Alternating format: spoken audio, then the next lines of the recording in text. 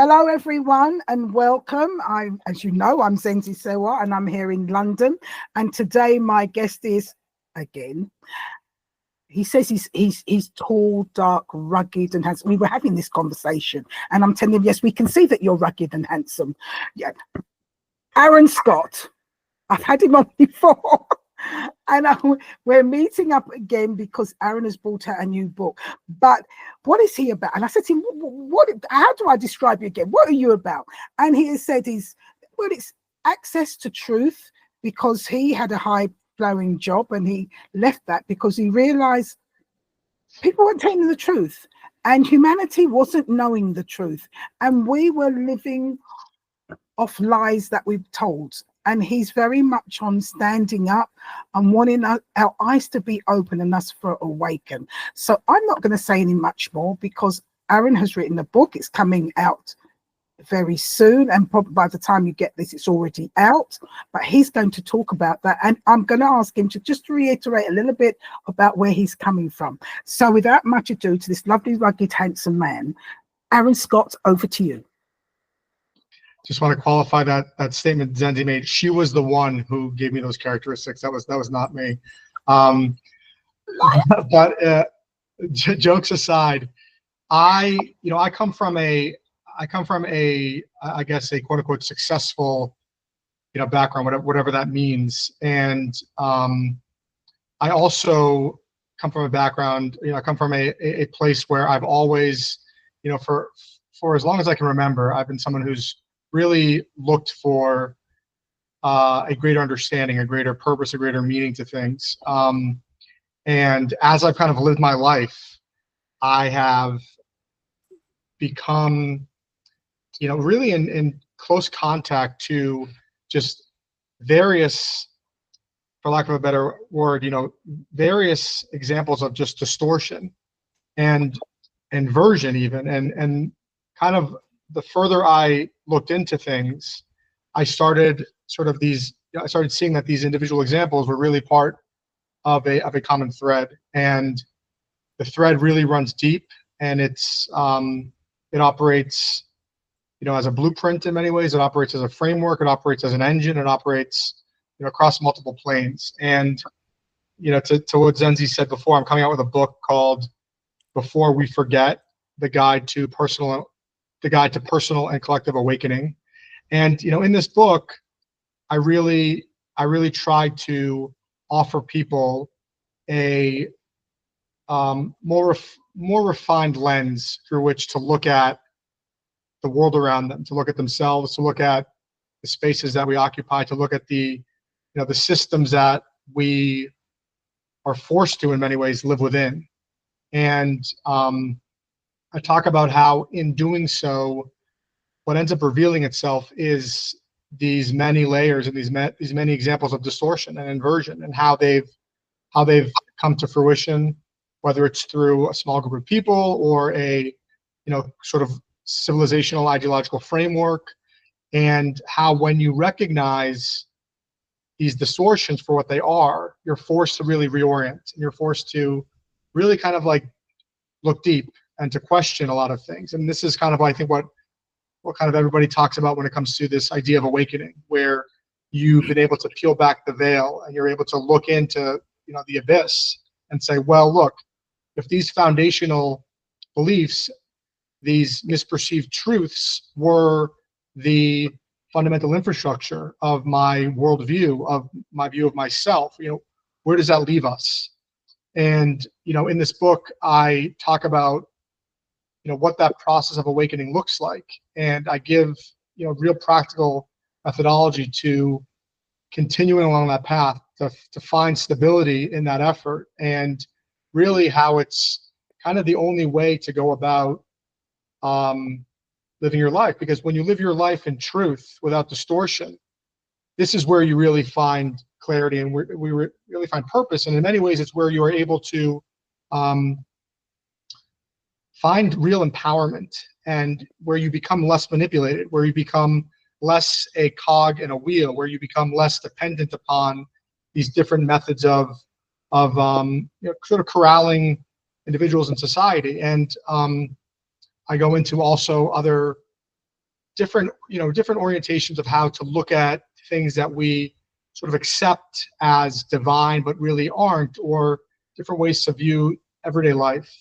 And yeah, so that was long-winded, but that's really what the book's about. And I think that now is, I think we can all see that now is an important time to have anybody or anything to help guide us in this search. 'Cause at the end of the day, to take a step back here, we all kind of assume that we're put on earth to work jobs, pay our taxes, and then we die and pass off whatever we pass off to our children. This is not necessarily divine, right? This is what's accepted.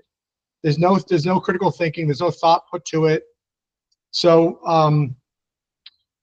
the real point, in my opinion, is to grow and to understand ourselves better, and to pass that truth and knowledge and understanding onto our children and our grandchildren and the people that we come in contact with. And because it's through truth and knowledge and refined perspective that we grow individually, and that we end up growing as a collective. Okay. Can I come in here, Aaron? Please. You said such wonderful things, and I'd like you to probably give us a few examples so people can see where you're going. And I know Aaron is saying such a powerful statement, and for him to write this book, and especially this time, because we are living in such an important time, and an important time where a lot has been dug up and being said for us to see, is that really the truth? People are standing up and shaking us to say it's not really what it's supposed to be.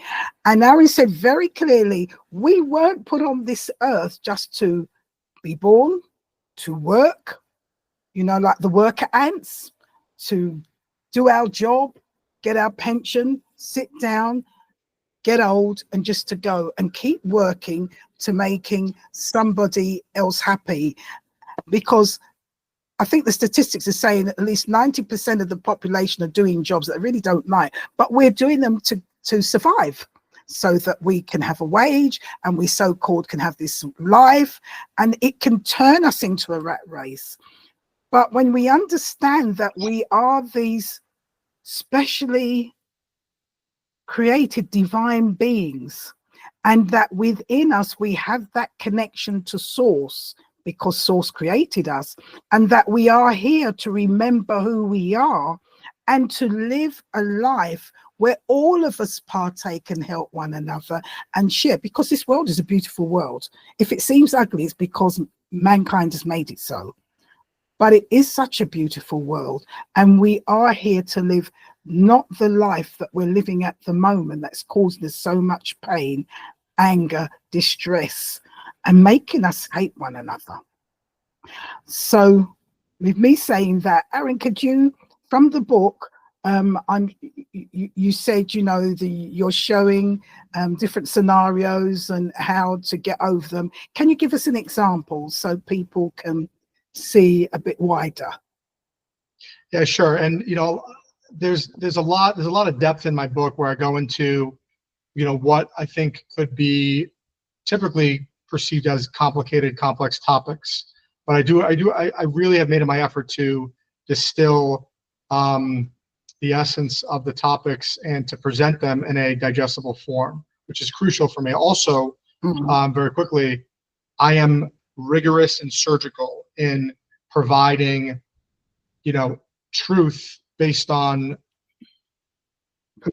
well understood, historical, verifiable documents and texts that in many ways, push back against many mainstream narratives. And I do it because, and I actually intentionally kept out a lot of information that I wanted to put in there, but that I didn't feel comfortable doing because I didn't have enough, sort of background and framework where I felt like it was completely, it was undeniably true. It was undeniably correct. And I just said, you know what, this is not enough for me.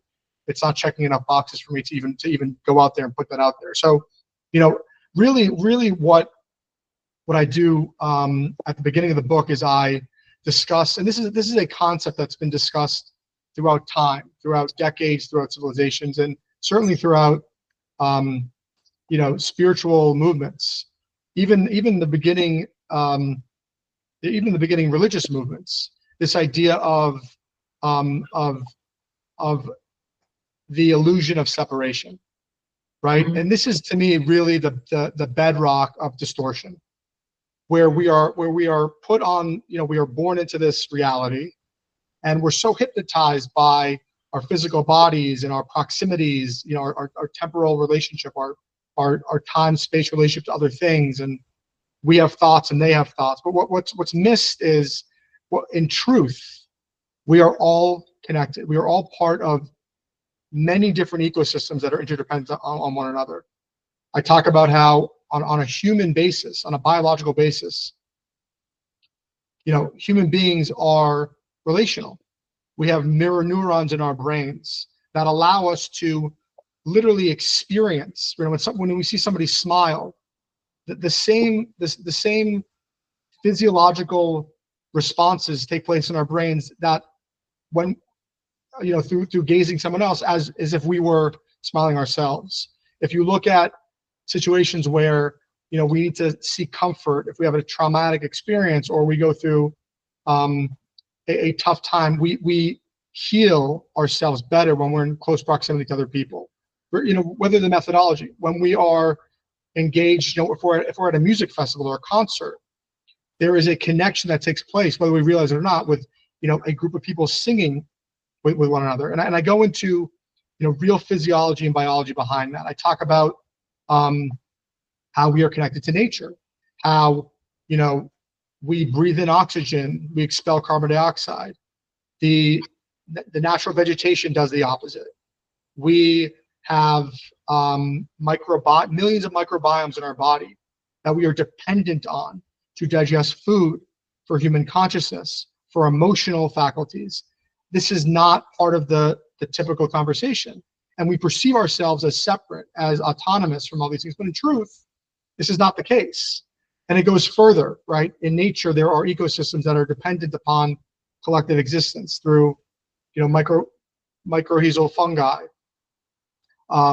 where trees will communicate with one another, and they will find out if a sapling is in need of nutrients, and they will pass the necessary nutrients to those trees to sustain the collective body. So again, we have been indoctrinated, and I can keep going. We can go into physics, and I talk about how I talk about the quantum field that exists, that is really what we're finding to be the bedrock of fundamental existence, and we're finding that consciousness is really the bedrock of existence. And I talk about the implications of that with respect to typically assumed paradigms like scientific materialism that have been shoved down our throats forever, where everything is material, where consciousness is some random spark that comes out from a rock somewhere. We don't know how it works, right? Well, neuroscience tells us different. Physics tells us different. So I go into, on a real, scientific, historical, biological, physiological basis, proving that we are in truth connected, proving that in truth our entire existence, our consciousness, is relational. We are not separate from one another. And why is this important? Well, it's important because what it does is it provides a reorientation to our literal reality, to the way we look at other people, to the way we exist in this world, to the way to our relationship with nature. And when enough people can understand this fundamental truth, well, what does it do? We don't extract nature for consumerist ends. We honor it. We realize that these ecosystems are crucial to our own existence. We treat Earth as a family member, right? We don't treat other people as means to an end. We don't accept extractive labor practices where we are okay with taking advantage of sweatshops in Bangladesh to buy our $10 T-shirt, right? When people are made aware of this connection, of this ecosystem, of this dependency, it removes this veil that we are so deeply stuck behind. So this is really kind of like the beginning of my book, And should I stop there, or should I kind of keep going? Because well, I got a lot. I like to stop you for a moment, just to recap and come in there, because you're saying so much which the world's been talking about, and yet it's not. And there are many people trying to show us that we too have a responsibility.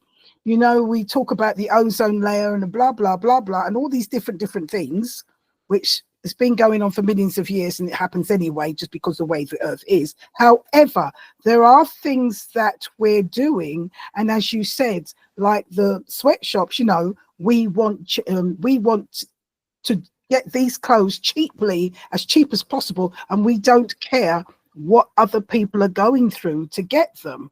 And it's not a question of, well, at least they've got a job. No, no, no, no. We have to stop. We have to start thinking, and I'm really on your side, and anybody's awake. We have to start realizing that everything on this earth, we are connected. And as you said, when we breathe out, and we breathe out, and you know that to us, our body doesn't need it, and this air that we don't need, yet the plants need it, and they take it in because they need it. They do what they want to, and they breathe out oxygen so that we can have it. And everything is in balance. Everything is helping everything. And I love when you said about the trees, you know, they'll talk to another tree if they need something, and the trees will help by sending out different things from them, be it in the air or root wise, to help the other tree. There's a language, there's a knowing, there's an understanding, there's a feeling. And I'm so glad you brought out this book, Aaron, because we do need to realize that everything is connected, and we only need to look at nature to see how everything is connected and to keep the balance. And if we want to live in this world and have a better world, we really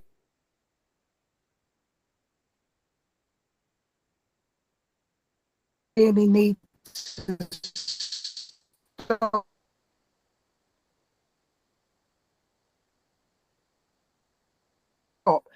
and look at what we're doing, because half the things we do, the amount of You're freezing up a little bit on me.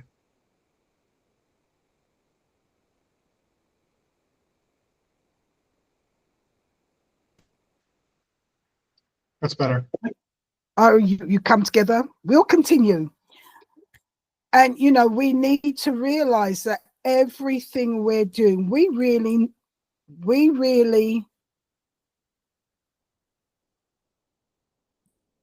sorry, those who are listening, we've got a little bit ups and downs with the network, but we're still here, so we'll continue.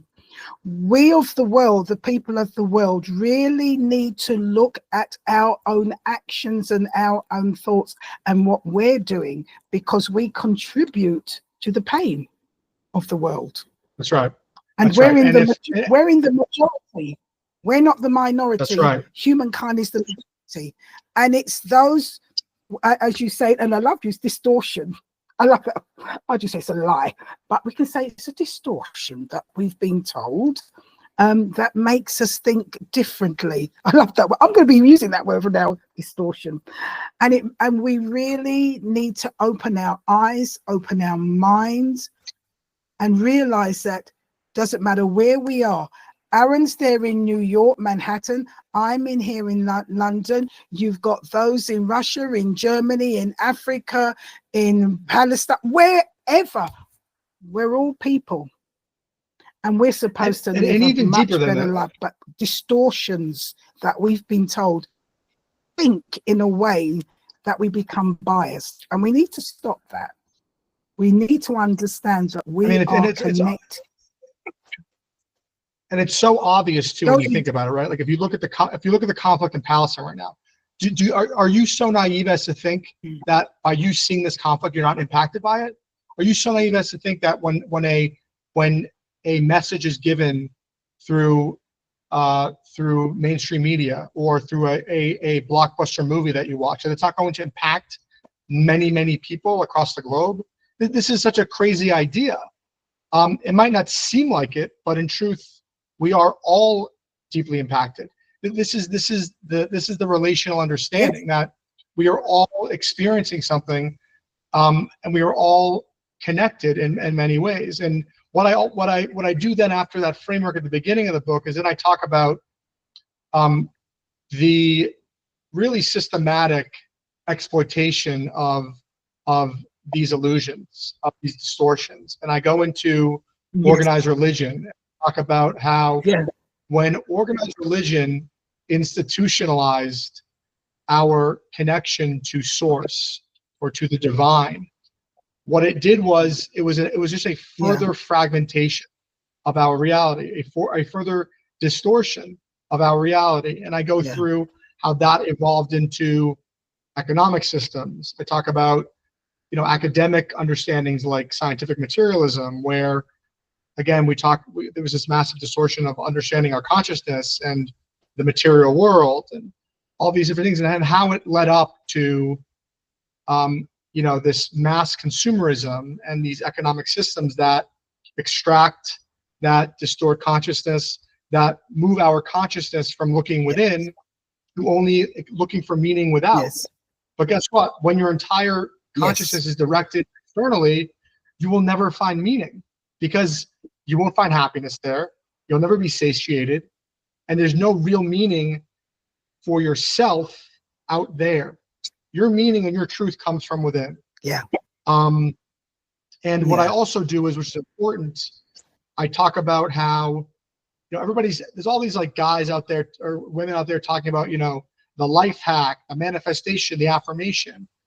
But what I focus on is that when you don't live in distortion, when you don't outsource your meaning and you don't outsource your purpose to external systems, what does that mean? Well, it means you don't grow up thinking, I want to be a doctor or a lawyer or a politician because it makes a lot of money and I can get power and I can buy a house. These are that big constructs.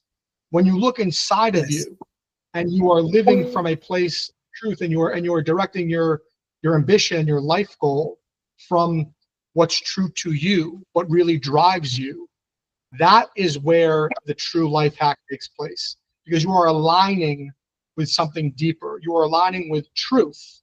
And when you align with truth, not distortion, you are harnessing something far greater and far deeper than any external system, any external idea can possibly provide you with.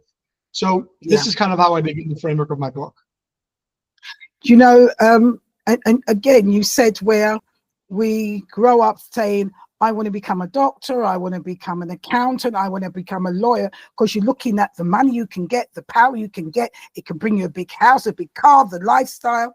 That is not how we're really supposed to be doing, because each of us come into this world with a gift, and we are unique in our own way. We come with a gift, with a purpose within the collective to share, so that we can have that balance, that experience, and bring love and unity. So when we grow up in the, I say in the proper way, being told, being educated in the correct way, really, what do I want to be? What do I want to do? Because when you are exercising that which you are passionate about, really passionate about, you then, that is your gift. You give to the community and give to the world, and you do it to the nth degree. You know, you hear about some doctors, you know, they're so passionate, and they find ways of treating, and they're looking so deep, and they feel. And so there are some doctors where you can see it's within their whole being.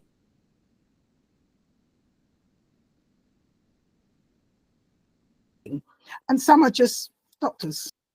There are some nurses that their very presence and essence gives out healing.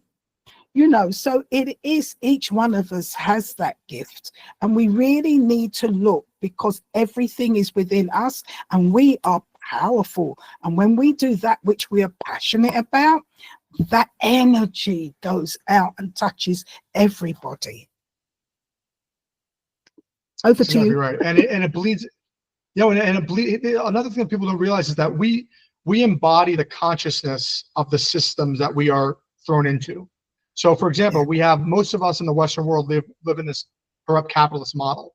So, and we're brought up, we're indoctrinated to believe that our identity is a performative identity, meaning that the value of our life or the value of who we are is derived from the utility that we create, right, for the system, right? This is an illusion. And when you live your life that way, you will constantly be grasping for straws that never satiate you. Why? Because you're not living in alignment with yourself.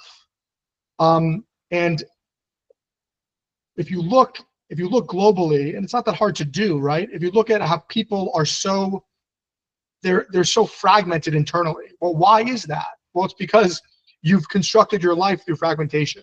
You have elected to sever part of yourself in order to accommodate a system, and you have Yes. bought into it with your entire being. And Yeah. what else would you expect except to have anxiety, depression? I mean, you're working a job for Yes. decades, and you're bleeding all of your waking hours in this job, but you're not doing it because you truly enjoy it. You're doing it for what it produces, so you can show off your designer bag, and so you can feel like you're important with the car that you drive. This is a complete inversion of the purpose of everything. This is a Yeah. horrible way to live your life, right? So, Yeah. so again, it's these fundamental truths that we've accepted blindly. And when we Yes. reorient, and also another thing is Mm. this illusion, this distortion transcends classes, and it transcends planes. And this is why Yes. this is really a pervasive problem. And people are always pointing at, this conspiracy, this cabal of people, they're the ones controlling it, and they know. Well, the same people who are billionaires and who are millionaires and who are successful, they are operating under the same delusions and illusions. They have adopted them. They've grown up in the same systems. They may be able to exploit them Yeah. differently, but they are still operating through a disconnected, unevolved consciousness. And it's Yeah. important that people realize that, because again, we are all part of the same ideological ecosystem, the same economic ecosystem. And it's not until we reorient and until we see the world through real open eyes, through reality, that things begin to shift. Aaron, I like the way when you said even those who are millionaires, billionaires, those in power, they have been brought up within this system. They're also their view is also distorted, and it's just that they have been strong enough to push it forward to reach the heights that they are at this present But time. this, but again, this doesn't they're mean that not, they're successful. no, Right? this is it. They're still right. Then you say, what is success? When you understand, when we come to this world, we come to grow spiritually with wisdom and all the rest. So those with money, that's not success, because they're living the distortion, and they continue to live that distortion. So it's about looking at who we really are, how we're supposed to live, what is who we are, and what is that power within, because that same power is not just of this earth, it's of the universe and the multiverse, and it's far greater. So the money in this little earth, it's not so important if you haven't grown and understood. And if you grow and understood, you don't go after the money. You will That's live right. a beautiful life. You will live a beautiful That's life, right. and have the life you want. I mean, I don't want to live with in a mansion with 200 rooms, but I know how I want to live and be happy. A lot of those people living in those big places, they got the money, but are they truly happy? No, they're not. They're not. And even the illness, they've got it, and with all the money, they're still not going to stop their illnesses. So when you understand that we are this energy, very important, everything is within, and what we've come for You look at life differently, and you don't chase after the designers and all the rest. Doesn't make sense. Doesn't make Yes, sense. and if you look at, and I really do this, I also look into organized religion, and I talked about this before, but what organized religion did is that they took ancient esoteric knowledge, and which basically says that we are, multidimensional beings. We are tapping into, we are a bridge, right? Yes. And what they did was they took that spiritual component that we all have, where we are source. We can experience source within ourselves. Yes. We don't need an intermediary. And they systematically disconnected us from source. And there are these concepts of the masculine and the feminine, and they cut off the feminine component, which is the direct experiential Emotional. connection to source. And in doing so, what does that do? Well, it allows for the overextension of the masculine. And it's only through this overextension of the masculine. It's kind of like you have like logic, logic, control, things of this nature that it's running rampant. There's no emotional, there's no intuitive, there's nothing with meaning guiding that force, right? So what that does is that think about what that does from a control mechanism, right?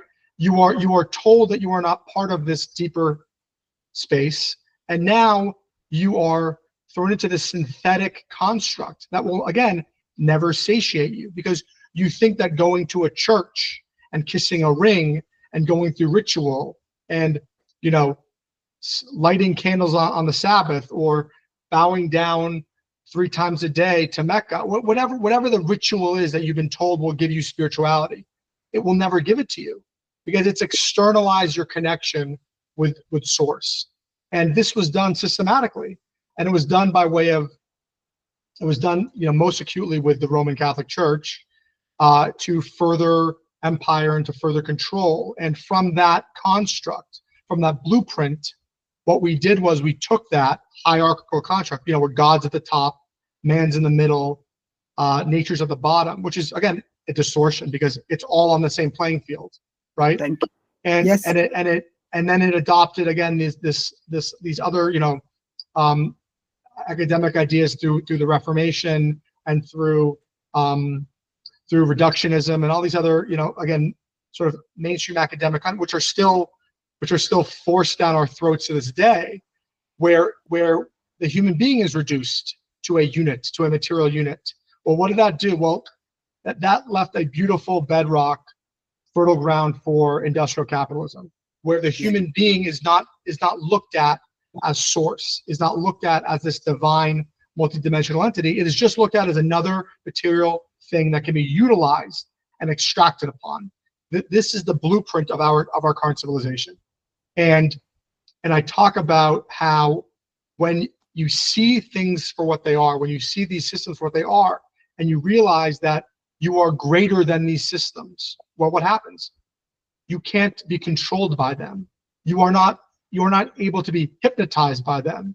You see, and this is disruptive also, because, again, your identity has been driven by your ego. Your identity has been driven by external validations. But in truth, that's not who you are. So you're left in this void. Who am I? Am I my thoughts? Am I emotions? No, you're not those either. You experience them, but we must look deeper. So I give people tools to look deeper. What does that mean? What are the things that I can do? How do I reorient? And I go through that process on an iterative basis. Can I stop you there before you go on to that part? Yeah. Can I just come in there? I need you to talk about your tools, but I love you. I say that because I have always felt in my life, sometimes you're looking at a religion, you're looking at God, and you want to, and I always think, if he's my father, why do I have to go through this? Why can't I just go straight away?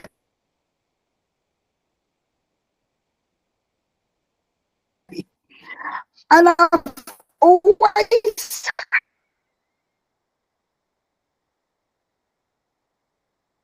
had that connection. And you are so right. You say we externalize already.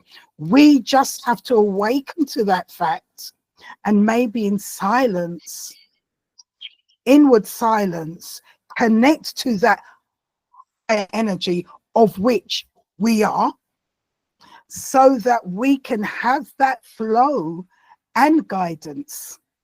It's always been there within us, and we just have to realize it.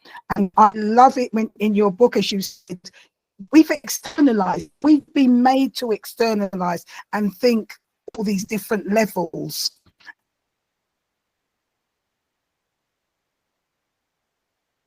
And we're just down here.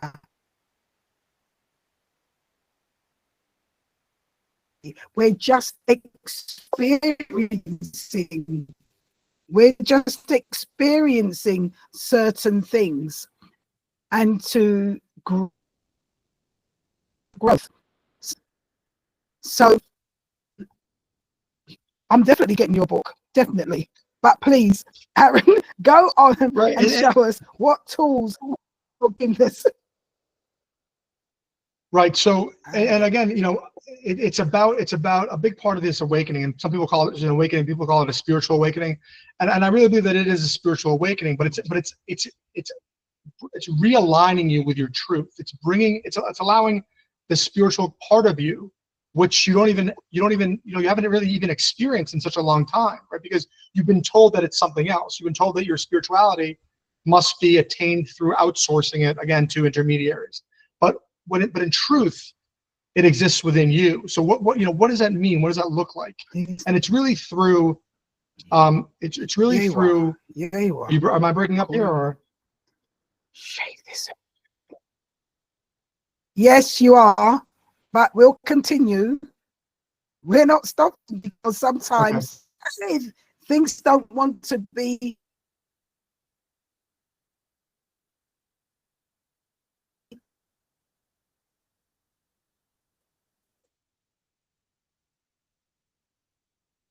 Okay, go ahead. I can see you blinking. Okay, good. So really what it's about is allowing people to reconnect to that spiritual side of them. And what does that look like? What does that mean? Well, it means, again, it's a reorientation to yourself, and true spirituality, this other dimension that you embody, is about you don't find it by transcending yourself. You find it within yourself. And what does that mean? Well, it means that you need to recognize what you are, and you do this through small rituals, small meditative practices, where you allocate time for you to experience yourself for what you are. It means when you are afraid of something, you don't bypass it spiritually. You take it and you examine it for what it is. You look and you say, well, what is this telling me about myself? What am I afraid of? How can I recalibrate my consciousness to respect what I'm experiencing and to not experience it as acutely the next time I experience it? Am I getting overexcited by something? Well, why am I being so pushed and pulled? How do I balance these emotions better? When I'm so moved by something, right? So it's about coming back and retuning. It's about finding, one of the key ideas here is about finding that inner balance within yourself, honoring that balance, and honoring these sacred ideals of reciprocity, of right relationship, of the core tenets behind what in truth are our external constructs, such as morality and ethics. They are all rooted in universal polarity, universal reciprocity. They precede any of these man-made systems.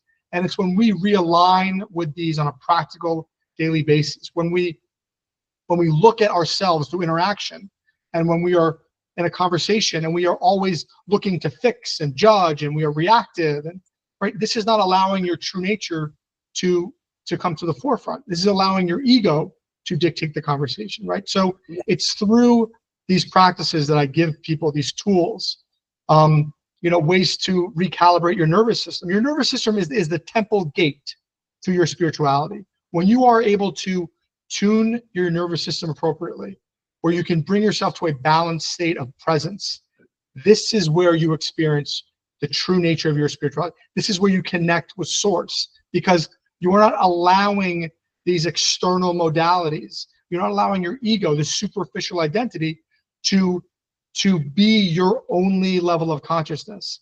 This is what it's about. And it's a big misnomer in the spiritual movement, where people are always looking to transcend and escape, and I had a vision.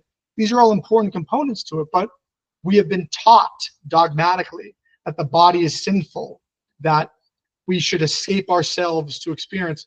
This is not what it's about. It's about honoring your body. It's about not abusing your senses. It's about experiencing your life, and everything from slowing down when you eat something to have appreciation, to enjoy the subtle flavors of a raspberry or a piece of cheese, or right. I mean, even if you look at like the foods that we've made, like these artificial candy bars and these artificial, processed foods, they are a distortion. They are a manipulation of our senses, right? So it's about remembering who you are, and it's about honoring who you are, not allowing yourself to be pushed and pulled and thrown around this world by power structures, by ideas of consumerism. I go into the idea. I talk about on an in-depth basis how excess is looked at as success, but excess is a byproduct of trauma. You don't seek excess when you are comfortable in your own skin, when you are satiated by something real and true. It is the opposite of that. It is a example of a truly traumatized person. Why? Because you're constantly looking to find meaning in things that will never give you meaning. You're constantly looking to buy this bag or buy this purse or remodel this kitchen or buy this car. For what purpose? It is a show of real delusion and a show of real sickness. It's normalized, but guess what? We have normalized our disconnection in this world. This is what's been normalized, nothing else. And it's about giving people tools to reorient so that they can live an empowered life in reality, because the reality of their existence has been severed from them. And it's been people are continuously pushed away from their reality. And it's because this is how you control people. Yeah. It's all to do with control. The distortion from the beginning of time is all to do with control. And this distortion is to disconnect us. And I've always said this to people, we have become disconnected from source, because when we are connected to source, we shouldn't be sick. We shouldn't be angry. We come here to see. And when there are obstacles or challenges, there is a way we can just sit down and see, how do we overcome these obstacles? How do we overcome these challenges in a way that's not offensive or harmful to nature or to others, if we are connected? But when we become disconnection, we have this friction, this tribe, this country, that country, this language, because we have become disconnected and we see ourselves now as different parts, different entities, when in fact we are one. That's like a puzzle just being broken up, all experiencing what it is from different angles and from different perspectives to feed back into the whole. That's right. And these topics, again, and I think as we grow, as we evolve consciously as a civilization, these understandings and these truths will be pushed to the forefront, and people will start to, again, reorient and look at themselves differently. And again, a big part of my book is about taking these ideas, this knowledge, and explaining to them that they are far more practical than you've been told. They are the underbelly of your ideology. They are the underbelly of your orientation to the world. And it's about reweaving, rethreading this vein of true spirituality, of what it should be about, and showing people that. And look, it's going to threaten people. It's going to come across, but this is on the back of, I've studied Judaism, Christianity, Islam, Hinduism, Taoism, Buddhism. If you go to the root of all of these teachings, all these esoteric teachings across civilization, from the Sumerians to the Egyptians to the Phoenicians to, from as far back as time, there was an understanding, and it was completely distorted. And they all say the same thing. We are all connected. There are divine forces that we embody. We are all vibration, and it's all about the right relationship to things that keeps us whole, and that prevents us from being fragmented. And there's a reason for that, because it's the truth. There's also a reason why we've been severed from that knowledge. Yeah. And it has manifested itself and has been weaponized through, consciously or otherwise, through the way we live our world, through the way that companies are allowed to operate, through the way that greed and power is allowed to manifest in this world. And again, this is important. It happens unconsciously and consciously. And by the way, once you have this engine going, think about this. Once you have this engine of distortion going, it operates on its own. It uses its own inertia, because you don't need to set the stage anymore. Once you have a population disoriented, living in an illusory construct, living in a synthetic overlay that is quite literally not the real world, you don't have to do anything. It operates all on its own. It's like an automatic watch. You don't need to do anything. Yeah, it's like a self-destruction wheel going down the hill. You don't have to put it back. It will keep on going. Keep on going. That's keep right. on going. That's right. You've done it in the right way. Aaron, your book sounds absolutely fantastic, and thank you so much. Just before we say goodbye to you, is there anything of a golden nugget you want to leave us with?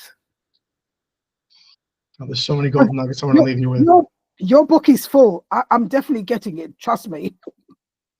Let me think. Let me find an important piece to leave with you. What I will say is that, let's take this a step further. Let's talk about what real revolution looks like. Yes. Because we hear these ideas all the time. People are always wanting to change the world. How do I change the world? And there's too much to change. How do we do it? Real revolution changes with changing the underlying consciousness of civilization. And if we look at historically, from history perspective, you've got these systems, capitalism, socialism, communism. Well, you can change from communism to socialism, from socialism to capitalism. But when all you're doing is, when you're not changing the underlying consciousness, all you're doing is you're keeping the theater going. You're just rearranging the seats. That's right. So when you have people, look at the French Revolution. The guillotine replaced the crown. Look at the communist revolution in China. They disbanded all theology, all spiritual connection, all esoteric teachings. Look at the Russian Revolution. Same thing. It was one corrupt form into another corrupt form. And this is because human consciousness had not evolved to the point that it needs to. And it's when we evolve consciously, that's the real revolution. This is why the revolution will not be televised, because the revolution takes place within each one of us, and then we can transform these systems that are supposed to be used to guide us and help us and allow humanity to flourish. They have been distorted to do the exact opposite, because we are using them through an unevolved consciousness, through our ego. And I discuss this on a very iterative basis. And this is what I want to leave with people, that when you change consciousness, and you do so, by the way, living in the real world, interacting with your waiter, with your barber, with your nail technician, treating them as if they are yourself, caring about them. This is how the changes ripple. This is how it manifests. When you decide in business, where I can rip this guy off for a 5 times margin, but instead taking a 3 times margin, knowing that this person needs more money, right? These little tweaks, this is what changes the world. Aaron, I keep on saying I love you. It's because I love what you're saying. And it is so true. And this is what I believe, and a lot of us on that spiritual plane understand. Everything begins within. If you want the world to change, you are the world. We have to change. And we is me, is you, is Aaron, is Jenny, is your neighbor, it's the person in Afghanistan where we are individual. We have to change, because when we change our mindset, then things are, the actions change. And when our actions change, then cause and effect. So everything begins with us. So the revolution, we cannot sit back and go to the polls, to the polls, to vote, the voting polls, and vote thinking that this party is going to be different from that party, going to give us what they want. No, no, no, no, no, no. It's not going to happen from the polls. It's going to happen when we start thinking differently, and the veils of illusion part, and we see things. Only then will we demand and expect things differently. And I've made it my life's goal to push for this shift in consciousness, because I believe in truth that, you know, when I leave here and move on to the next plane of existence, that it matters, because Yes. what will happen is far worse if we allow these systems to keep running amok, to keep treating people as objects. If we allow people to die over land, I mean, these are insane sociopathic behaviors. It will destroy the planet, and I care. So let me, one more shameless plug. My book is titled Before We Forget: The Guide to Personal and Collective Awakening, and I really hope that it's coming out beginning of October. Amazon, it'll be on bookshelves across the globe in all English-speaking countries, and I hope that people will pick it up and it will help them live a whole life rooted in their real reality, which is a far more beautiful one than what we've been told. Thank you, thank you, thank you. And it's not a shameless plug, because I want you to say the book again. What's the name of the book again? It's called Before We Forget: The Guide to Personal and Collective Awakening. Okay, you've all heard that. Before We Forget: A Guide to Personal Awakening and Connection. Yes, by Aaron Scott. Before We Forget: The Guide to Personal and Collective Awakening. The Guide to Personal and Collective Awakening. You all got that? I'm going to repeat it again another time so you remember. But thank you all for listening. I am so glad. As I said, you will see Aaron's previous interview. I'm putting that out and you'll hear this. Please, we're all saying the same thing, that everything begins within, the powers within us. We've been given so much distortion, and it's time for us to awaken.